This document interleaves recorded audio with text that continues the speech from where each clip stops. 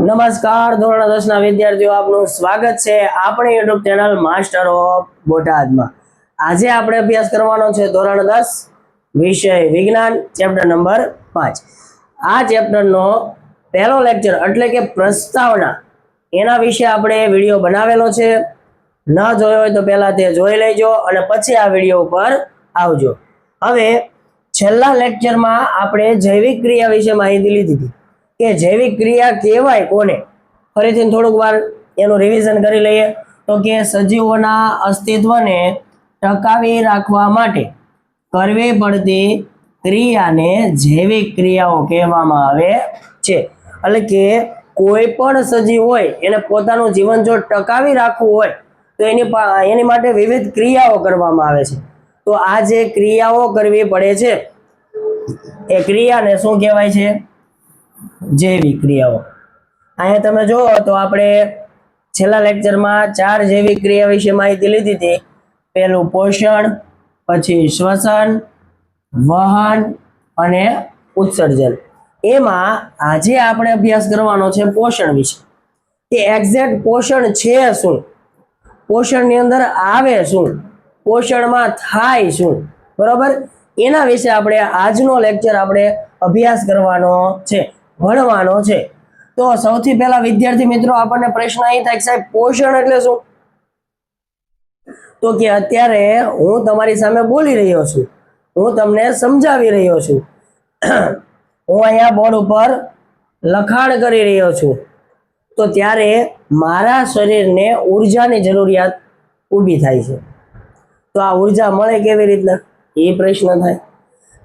તો કે હું જે કાંઈ પણ ખોરાક ખાઉં છું એ મારા શરીરમાં એનું પાચન થાય છે અને એ પાચન થઈ એમાંથી ઉર્જા મુક્ત થાય છે અને એ ઉર્જા અલગ અલગ કાર્યો કરવા માટે વપરાય છે। અહીંયા પોષણ એટલે એ જ છે। તો કે ખોરાકનું ગ્રહણ કરી તેનું પાચન થાય, તેમાંથી ઉર્જા મુક્ત થાય અને એ ઉર્જાનો ઉપયોગ આપણું શરીર વિવિધ કાર્યો કરવા માટે ઉપયોગ કરે છે, એના માટે ઉર્જા જરૂરી છે। તો આજે સમગ્ર ક્રિયા છે એને શું કહેવાય? પોષણ, બરોબર? ચલો આજનો ટોપિક શરૂ કરીએ આપણે। તમારા ચોપડીની અંદર 5.2 કરીને આપણે ટોપિક આપેલો છે પોષણ। ચલો એના વિશે આપણે માહિતી લેવી। હવે એમાં જો પહેલો મુદ્દો આપણને આપ્યો છે કે જ્યારે આપણે ચાલતા હોઈએ કે સાયકલ ચલાવતા હોઈએ કે દ્રશ્ય સક્રિય પ્રવૃત્તિ કરતા હોઈએ ત્યારે ઉર્જાનો ઉપયોગ કરીએ છીએ। એટલે કે વિદ્યાર્થી મિત્રો આપણે જ્યારે ચાલવાની પ્રવૃત્તિ કરીએ, સાયકલ ચલાવવાની પ્રવૃત્તિ કરીએ અથવા તો દ્રશ્ય સક્રિય પ્રવૃત્તિ, હવે આપણા મનમાં પ્રશ્ન એ થાય કે સાહેબ દ્રશ્ય સક્રિય પ્રવૃત્તિ એટલે શું? તો કે તમે ટીવીની અંદર પિક્ચર જોતા હોય, મૂવી, પિક્ચર એટલે કે મૂવી જોતા હોય, સિરિયલ જોતા હોય કે મોબાઈલની અંદર રીલ્સ જોતા હોય અથવા તો તમે અત્યારે આ જે લેક્ચર જોવો છો યુટ્યુબની અંદર, તો તમે ખાલી જોવાની પ્રવૃત્તિ કરો છો તો એના શું કહેવાય? દ્રશ્ય સક્રિય પ્રવૃત્તિ। તો કે જ્યારે પણ આપણે આ 3 પ્રવૃત્તિ કરતા હોઈએ છીએ કે કોઈ પણ પ્રવૃત્તિ કરતા હોય ત્યારે આપણા શરીરને ઉર્જાની જરૂરિયાત ઊભી થાય છે। તો આ બધી ઉર્જા આપણને મળે છે એમાંથી, તો કે જે આપણે બહારથી ખોરાક ખાઈએ છીએ એની અંદરથી આપણને ઉર્જા મળે છે। જ્યારે કોઈ પ્રવૃત્તિ કરતા નથી તે સ્થિતિમાં પણ આપણા શરીરને પ્રવર્તમાન સ્થિતિને જાળવી રાખવા ઉર્જાની જરૂરિયાત હોય છે। એટલે કે જ્યારે આપણે વાત કરીને આગળ કે ભાઈ આ 3 પ્રવૃત્તિની વાત કરી કે ભાઈ આપણે ચાલતા હોય, સાયકલ ચલાવતા હોય કે દ્રશ્ય સક્રિય પ્રવૃત્તિ કરતા હોય ત્યારે ઉર્જાની જરૂરિયાત ઊભી થાય છે। પણ જ્યારે આ પ્રવૃત્તિ આપણે કરતા નથી, એટલે કે આપણે ઉદાહરણ તરીકે આપણે જ્યારે રાત્રે સૂઈએ છીએ ત્યારે પણ આપણે ઉર્જાની જરૂરિયાત ઊભી થાય છે। કેમ? તો કે આપણે સૂતા હોય ત્યારે આપણા જે શરીરના વિવિધ અંગો છે એ કાર્ય કરતા બંધ નથી થઈ જતા, કાર્ય કરે જ છે। સૂતા હોય ત્યારે તે આપણું હૃદય ધબકતું હોય છે, આપણા નસો કહેવાય ને કે ભાઈ આ જે નસ છે, નસ એની અંદરથી પણ રુધિરનું વહન થતું હોય છે, શ્વસનની ક્રિયા શરૂ હોય છે, અથવા તો મગજ છે, મગજ આપણું એ ત્યારે પણ કાર્ય કરે છે, સક્રિય હોય છે. તમને ઘણીવાર ખ્યાલ હોય તો સપના આવે છે, ઘણાને આવતા હોય, ઘણાને ન આવતા હોય, પણ ક્યારેક તો સપનું આવેલું જ હોય. તો એ જે સપના આવે છે એ શાના માટે સપના આવે છે? તો કે તમે ભલે આરામની સ્થિતિમાં હોય, તમે ભલે સૂતા હોય, પણ તમારા મગજની અંદર વિવિધ વિચારો છે એ કાર્યરત હોય છે, સક્રિય હોય છે. તમારા મગજની અંદર વિચારો ચાલુ હોય છે, જેના કારણે તમને રાત્રે સપના આવે છે. તો રાત્રે જ્યારે આપણે સૂતા હોય ત્યારે જે આપણા શરીરની પ્રવર્તમાન સ્થિતિ છે એને જાળવી રાખવા માટે પણ ઉર્જાની જરૂર હોય છે. તો આ જે કાંઈ પણ ઉર્જાની જરૂરિયાત છે એ બધી આપણે જે ખોરાક ગ્રહણ કરીએ છીએ, ખોરાક ખાઈએ છીએ, તેમાંથી આપણને મળે છે. ચલો આગળ જોઈએ. તો કે વૃદ્ધિ, વિકાસ કે પ્રોટીન અને અન્ય દ્રવ્યોના સંશ્લેષણ માટે આપણા શરીરને બહારથી પદાર્થોની જરૂરિયાત હોય છે. એટલે કે કોઈ પણ સજીવ હોય તેનો વૃદ્ધિ વિકાસ થવા માટે આપણી જ વાત કરીએ તો આપણે નાનેથી મોટા થઈએ છીએ, એ શું છે? એક પ્રકારની વૃદ્ધિ છે આપણા શરીરની. તો વૃદ્ધિ થવા માટે અથવા તો વિકાસ થવા માટે અથવા તો આપણા શરીરને જે પ્રોટીનની જરૂરિયાત હોય છે, અન્ય પોષક દ્રવ્યોની જરૂરિયાત હોય છે, તેના સંશ્લેષણ માટે આપણા શરીરને બહારથી પદાર્થોની જરૂરિયાત હોય છે. એટલે કે આપણા શરીરના વિકાસ માટે, વૃદ્ધિ માટે આપણા શરીરમાં જે પ્રોટીનની જરૂરિયાત ઊભી થાય છે, અન્ય પોષક દ્રવ્યોની જરૂરિયાત ઊભી થાય છે, એ આપણને ક્યાંથી મળે છે? તો કે બહારથી મળે છે. આપણા શરીરની અંદર ઉત્પન્ન થઈ શકતા નથી. આપણું શરીર છે એ પોતાની મેળે તેની ઉત્પન્ન કરી શકતા નથી. તો એની જરૂરિયાત જે ઊભી થાય એ આપણે ક્યાંથી ગ્રહણ કરીએ છીએ? તો કે શરીરના બહારથી. આપણો ખોરાક આ ઉર્જા અને દ્રવ્યનો સ્ત્રોત છે. એટલે કે આપણો જે ખોરાક છે, આપણે જે ખોરાક ગ્રહણ કરીએ છીએ તેમાંથી આપણને ઉર્જા અને અન્ય પોષક દ્રવ્યો મળી રહે છે. એટલા માટે જ્યાંથી આપણને મળતું હોય એને શું કહેવાય? સ્ત્રોત કહેવાય. હવે ટૂંકમાં આપણે કહું તો ખોરાક છે ને, ખોરાક એમાંથી આપણને ઉર્જા મળે છે, પોષક દ્રવ્યો મળે છે અને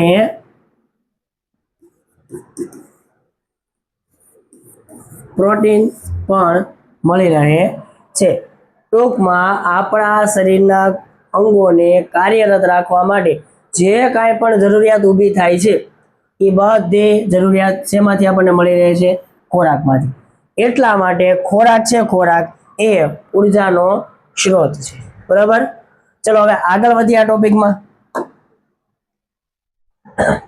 તો કે સજીવો તેમનો ખોરાક કેવી રીતના પ્રાપ્ત કરે છે? હવે વાત કરીએ ને કે ભાઈ આપણે કોઈ પણ ઉર્જાની સજીવને જરૂર હોય તો એ શેમાંથી મળે? તો કે ખોરાકમાંથી. પણ સજીવો તો વિવિધ પ્રકારના હોય, અલગ અલગ સજીવો હોય. તો સજીવોને જે ખોરાક મેળવવાની પદ્ધતિ છે તે પણ કેવી છે? જુદી જુદી છે. એમાં અહીંયા જોઈએ આપણે તો કે મુખ્ય બે પ્રકારે આપણે સજીવો છે એ ખોરાકને ગ્રહણ કરે છે અથવા તો ખોરાક મેળવે છે. એમાં પહેલું છે સ્વયંપોષી અને બીજું છે વિષમપોષી. બરાબર? તો કે વનસ્પતિ પોતાનો ખોરાક પ્રકાશ સંશ્લેષણની ક્રિયા દ્વારા જાતે બનાવે છે. તેથી તેનો સમાવેશ સ્વયંપોષીમાં થાય છે. એટલે કે વનસ્પતિ છે, વનસ્પતિ એ પ્રકાશ સંશ્લેષણની ક્રિયા દ્વારા પોતાનો ખોરાક જાતે જ બનાવે છે, બહારથી ગ્રહણ કરતું નથી. પોતાનો ખોરાક જાતે જ બનાવતું હોવાથી એનો સમાવેશ શેમાં થાય? સ્વયંપોષીમાં. જ્યારે આપણી વાત કરીએ તો કે આપણે રોટલી ખાતા હોઈએ છીએ, રોટલો ખાતા હોઈએ અથવા તો અન્ય વાનગી ખાતા હોઈએ, તો આ તમામ વસ્તુ છે, માની લો કે રોટલીની વાત કરીએ તો ઘઉં છે, બાજરી છે, મકાઈ છે, ગમે એમાંથી આપણે રોટલી કે રોટલો બનાવીને ખાતા હોઈએ છીએ, તો એ આપણને ડાયરેક્ટ મળી જાય છે? તો કે ના. એ આપણે શેમાંથી મેળવીએ છીએ? તો કે આપણે જાતે બનાવતા નથી. એ આપણને શેમાંથી મળે છે? વનસ્પતિમાંથી મળે છે. એટલે કે આપણે જે કાંઈ પણ ખોરાક ખાઈએ છીએ તે આપણું શરીર બનાવતું નથી. આપણા શરીરને ખોરાકની જરૂરિયાત હોય તે આપણે ક્યાંથી મેળવીએ છીએ? તો કે વનસ્પતિમાંથી મેળવીએ છીએ. તો આપણે બીજાના દ્વારા ખોરાક ઉપયોગ કરીએ છીએ તેને શું કહેવાય? વિષમપોષી. એટલે કે જે સજીવ પોતાનો ખોરાક જાતે બનાવતા નથી, અન્ય સજીવ ઉપર આધાર રાખે છે, તો તેને શું કહેવાય? વિષમપોષી સજીવ. બરોબર. અહીં તમે ચિત્રમાં જોવો છો તો વનસ્પતિ છે, વનસ્પતિ એ સૂર્યપ્રકાશની હાજરીમાં, તો કે સૂર્યપ્રકાશનો ઉપયોગ કરે છે, કાર્બન ડાયોક્સાઇડનો ઉપયોગ કરે છે અને પાણીનો ઉપયોગ કરીને પ્રકાશ સંશ્લેષણની ક્રિયા દ્વારા ઓક્સિજન મુક્ત કરે છે અને ગ્લુકોઝ એટલે કે ખોરાકની ઉત્પત્તિ કરે છે, ખોરાક બનાવે છે. વિષમપોષીમાં આપણે જોઈએ તો કે આપણું ઉદાહરણ લીધું હતું તો કે ઘઉં, બાજરી, મકાન એ બધું ક્યાંથી આપણને મળે છે? તો કે વનસ્પતિમાંથી મળતું હોવાથી આપણે બીજા સજીવ ઉપર આધાર રાખતા હોવાથી આપણો સમાવેશ એમાં થાય છે? તો કે વિષમપોષી સજીવમાં થાય છે. ચલો વિગતવાર આપણે આગળ ભણીએ તો કે સ્વયંપોષી. ચલો સ્વયંપોષી સજીવ કોને કહેવાય? તો કે સ્વયંપોષી સજીવો એવા સજીવો છે કે જે પોતાનો ખોરાક જાતે બનાવે છે. આગળ કીધું ને આપણે કે ભાઈ વનસ્પતિ છે, વનસ્પતિ એ પોતાનો ખોરાક પોતાની જાતે પ્રકાશ સંશ્લેષણની મદદથી બનાવતું હોવાથી એનો સમાવેશ એમાં થાય? સ્વયંપોષીમાં. તો કે સ્વયંપોષી સજીવો એવા છે કે જે સજીવો પોતાનો ખોરાક પોતાની જાતે બનાવે છે. આ સજીવો સરળ દ્રવ્યો પાણી અને કાર્બન ડાયોક્સાઇડનો અકાર્બનિક સ્ત્રોત સ્વરૂપે પ્રાપ્ત કરે છે. સ્ત્રોત.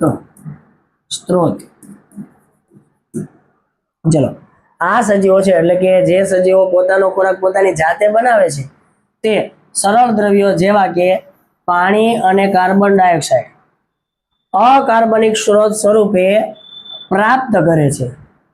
બરાબર. પછી જેના દ્વારા શું કરે છે? પોતાનો ખોરાક જાતે બનાવે. હમણાં આપણે જોયું એમ તો કે ભાઈ સૂર્યપ્રકાશની હાજરીમાં શું કરે છે? કાર્બન ડાયોક્સાઇડ અને પાણીનો ઉપયોગ કરીને પોતાનો ખોરાક જાતે બનાવે. પોતાનો ખોરાક એટલે કે ગ્લુકોઝ અને ઓક્સિજન શું કરે છે? મુક્ત કરે છે. બરોબર. હવે એના ઉદાહરણ આપણે જોઈએ કે પોતાનો ખોરાક જાતે બનાવતો હોય સ્વયંપોષી સજીવ છે તેના ઉદાહરણ જોઈએ તો એક તો લીલી વનસ્પતિ. જેટલી પણ લીલી વનસ્પતિ દેખાય એ બધા કેવા છે? સ્વયંપોષી. પોતાનો ખોરાક પોતાની જાતે બનાવે છે. પછી શેવાળ. તો શેવાળ મોટા ભાગે તમે પાણીમાં જોઈએ છે. બરોબર. તો આ જે શેવાળ છે એ પણ સ્વયંપોષી સજીવ છે. અને કેટલાક બેક્ટેરિયા, ઘણા બધા બેક્ટેરિયા એવા હોય છે કે જે પોતાનો ખોરાક પોતાની જાતે બનાવતા હોય છે.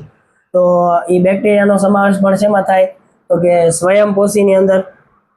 તો કે ટૂંકમાં સ્વયંપોષી હું એમ કહું કે સ્વયંપોષી સજીવ તો કે પોતાનો ખોરાક જાતે બનાવે. પોતાનો ખોરાક જાતે બનાવે. આ ખોરાક બનાવવા માટે એની શેની જરૂરિયાત ઊભી થાય? તો કે કાર્બન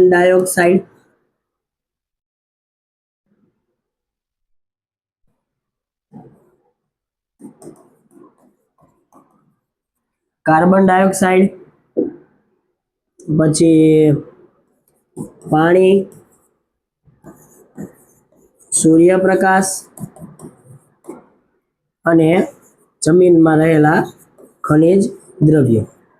આ બધાનો ઉપયોગ કરીને પોતાનો ખોરાક પોતાની જાતે બનાવે છે, તૈયાર કરે છે. તેથી તેને શું કહેવાય? સ્વયંપોષી સજીવ. ટોપિક વિશે આપણે અભ્યાસ કરીએ ડિટેલમાં. તો કે સૌથી પહેલો ટોપિક છે તો કે વિષમપોષી સજીવો પોતાનો ખોરાક જાતે બનાવી શકતા નથી અને તેઓ પોષણ માટે અન્ય સજીવો પર આધાર રાખે છે. એટલે કે સ્વયંપોષી સજીવ શું હતા? તો કે ભાઈ પોતાનો ખોરાક પોતાની જાતે બનાવી લેતા. બરોબર. એટલે બીજા સજીવોની જરૂર પડતી નથી.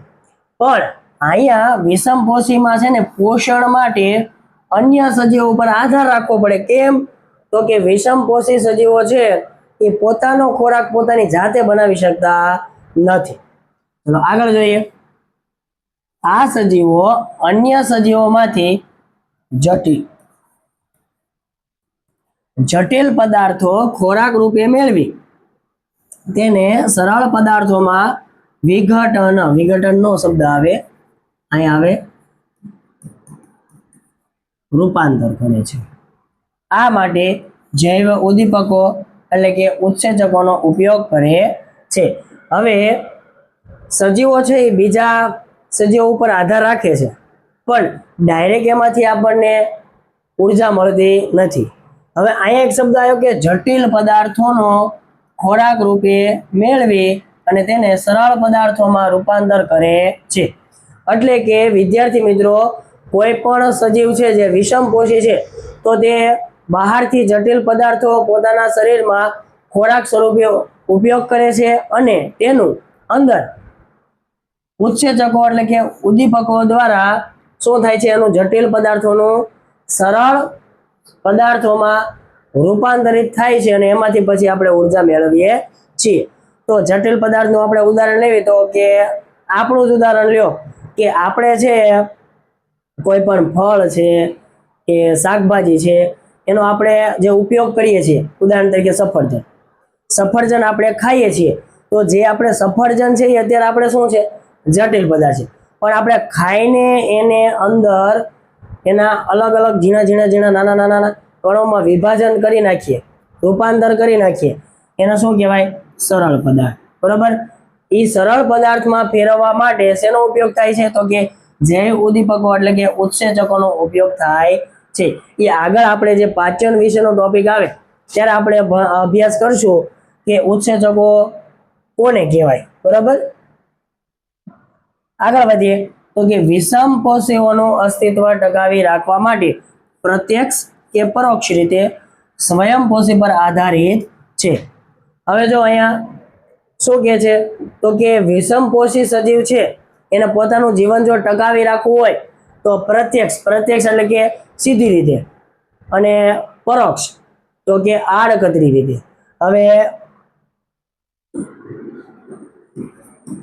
અહીં લખી દઉં છું, પ્રત્યક્ષ તો કે ડાયરેક્ટ સીધી રીતે, અને પરોક્ષ તો કે આડકતરી રીતે, ડાયરેક્ટ નહીં. ચલો, પ્રત્યક્ષ કે પરોક્ષ રીતે સ્વયંપોષી ઉપર આધાર રાખવો પડે છે. માની લો કે અમુક પ્રાણીઓ એવા હોય, અમુક સજીવો એવા હોય કે જે ડાયરેક્ટ વનસ્પતિનો ખોરાક તરીકે ઉપયોગ કરે. આપણું જ ઉદાહરણ લઈએ તો આપણે વનસ્પતિમાંથી જે શાકભાજી ફળો જે મળે છે એનો ખોરાક તરીકે ઉપયોગ કરીશું, તો આપણે ડાયરેક્ટ વનસ્પતિનો ઉપયોગ કર્યો. વનસ્પતિ એટલે કે સ્વયંપોષી સજીવ. અને જ્યારે વાઘ છે, દીપડો છે, જે શિકારી પ્રાણીઓ છે એ શું કરશે, અન્ય નાના પ્રાણીઓનો શિકાર કરશે. તો આ નાના પ્રાણીઓ છે, માની લો કે હરણ છે, વાઘ છે એ હરણને ખાય છે, બરોબર, સિંહ છે એ હરણને ખાય છે. તો જે હરણ છે, એ તો પાછું ખોરાક તરીકે કોનો ઉપયોગ કરે છે, તો કે વનસ્પતિનો. હવે માની લો કે વનસ્પતિ જ ન હોય તો હરણ જ ન હોય, હરણ ન હોય તો વાઘ કે સિંહ છે એને ખોરાક તરીકે હરણ મળશે નહીં. એટલે ડાયરેક્ટ કે ઇનડાયરેક્ટ, પ્રત્યક્ષ કે પરોક્ષ રીતે સ્વયંપોષી સજીવોનો ઉપયોગ કરવો પડે છે, એના ઉપર આધાર રાખવો પડે છે.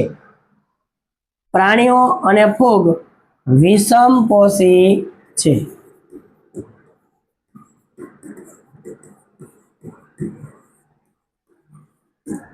હવે વિવિધ પ્રકારના પ્રાણીઓ છે, પછી ફૂગ છે, આ બધાનો સમાવેશ એમાં થાય, વિષમપોષી સજીવમાં થાય છે. ટૂંકમાં આપણે વિષમપોષી વિશે કેવું હોય તો કે એવા સજીવો કે જે પોતાનો ખોરાક પોતાની જાતે બનાવી શકતા નથી. આગળ આપણે વનસ્પતિમાં કેમ કીધું કે ભાઈ કાર્બન ડાયોક્સાઇડ ને પાણી ને અન્ય ખનિજ તત્વોનો ઉપયોગ કરીને શું કરે, પ્રકાશ સંશ્લેષણની ક્રિયા દ્વારા પોતાનો ખોરાક જાતે બનાવે. હવે તમે પોતે છો, બરોબર, તમે વિષમપોષી છો, તમે પોતાનો ખોરાક પોતાની જાતે, તમે કાર્બન ડાયોક્સાઇડ ને પાણી બધું ગ્રહણ કરીને પછી આમ સૂર્યપ્રકાશમાં ઊભા રહી જાય, તો અહીંયા તમારા બટેકા, રીંગણા, સફરજન એવું ઉગશે? તો કે ના, આપણો ખોરાક આપણે જાતે બનાવી શકતા નથી. એટલે આપણો સમાવેશ પણ શેમાં થાય? વિષમપોષીમાં. બરાબર. ચલો આગળ વધીએ. પ્રકાશ સંશ્લેષણની પ્રક્રિયા. બરાબર. હવે આપણે આગળ જોયું કે ભાઈ સ્વયંપોષી સજીવો છે એ પોતાનો ખોરાક પોતાની જાતે બનાવે છે સૂર્યપ્રકાશની હાજરીમાં પ્રકાશ સંશ્લેષણની ક્રિયા દ્વારા. બરાબર. તો પ્રકાશ સંશ્લેષણની ક્રિયા શું છે? તો કે ક્લોરોફિલ ધરાવતા, ક્લોરોફિલ એટલે કે હરિતકણ, હરિતકણ ધરાવતા સજીવો સૂર્ય ઉર્જા, પાણી, કાર્બન ડાયોક્સાઇડ નો ઉપયોગ કરીને સરળ કાર્બોદિત એટલે કે ગ્લુકોઝ સ્વરૂપે તેમનો ખોરાક તૈયાર કરે છે. આ ક્રિયાને પ્રકાશ સંશ્લેષણ કહે છે. એટલે કે કોઈ પણ વનસ્પતિ હોય કે કોઈ પણ સજીવ હોય કે જેની અંદર હરિતકણ રહેલા છે, ક્લોરોફિલ રહેલું છે, એ જ સજીવો સૂર્યપ્રકાશ, પાણી અને કાર્બન ડાયોક્સાઇડ આ ત્રણેયનો ઉપયોગ કરીને શું કરે છે? ગ્લુકોઝ તરીકે પોતાનો ખોરાક તૈયાર કરે છે. હવે તમને એમ થાય કે આ ક્લોરોફિલ, હરિતકણ એનું શું કામ? તો કે જેટલા પણ સજીવો એવા છે કે જેની અંદર ક્લોરોફિલ રહેલું છે એ જ સજીવો પ્રકાશ સંશ્લેષણની ક્રિયા કરી શકે છે. કેમ?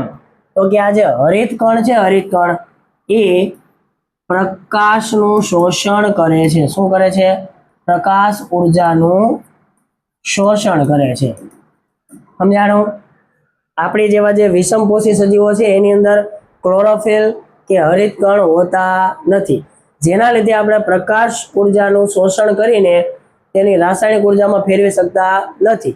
તેના માટે આપણે પોતાનો ખોરાક જાતે બનાવી શકતા નથી.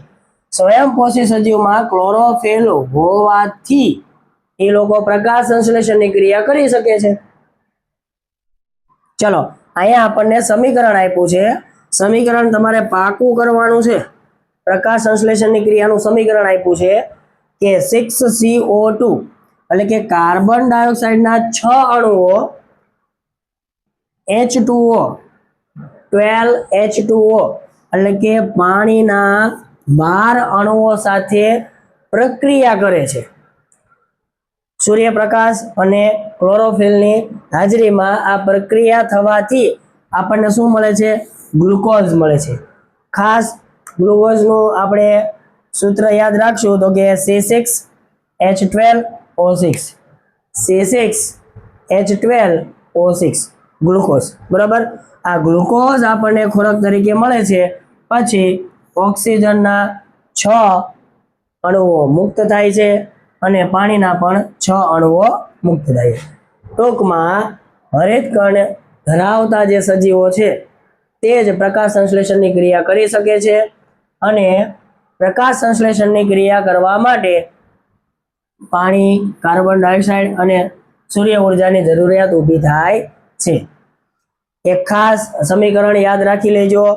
6CO2 પ્લસ 12H2O પછી સૂર્યપ્રકાશ અને ક્લોરોફિલની હાજરીમાં જે રાસાયણિક પ્રક્રિયા થાય છે તેના લીધે આપણને ગ્લુકોઝ એટલે કે C6H12O6 મળે છે અને 6 અણુઓ ઓક્સિજનના અને 6 અણુઓ પાણીના મુક્ત થાય છે. ચલો આગળ વધીએ. પ્રકાશ સંશ્લેષણમાં થતી ઘટનાઓ. તો કે ભાઈ પ્રકાશ સંશ્લેષણની ક્રિયા થાય છે તો એની અંદર થાય શું? તો કે ક્લોરોફિલ દ્વારા પ્રકાશ ઉર્જાનું શોષણ થાય છે. એટલે કે ક્લોરોફિલ એટલે કે હરિતકણો છે એના દ્વારા શું થાય છે? પ્રકાશ ઉર્જાનું શું થાય છે? શોષણ થાય છે. બરાબર. હવે આ પ્રકાશ ઉર્જાનું રાસાયણિક ઉર્જામાં રૂપાંતર તથા પાણીના અણુઓ હાઇડ્રોજન અને ઓક્સિજનમાં વિઘટન થાય છે. એટલે કે માની લો કે ક્લોરોફિલે પ્રકાશ ઉર્જાનું શોષણ કર્યું. ચલો અહીંયા સમજો થોડું. આ ક્લોરોફિલ દ્વારા જે પ્રકાશ ઉર્જાનું શોષણ થયું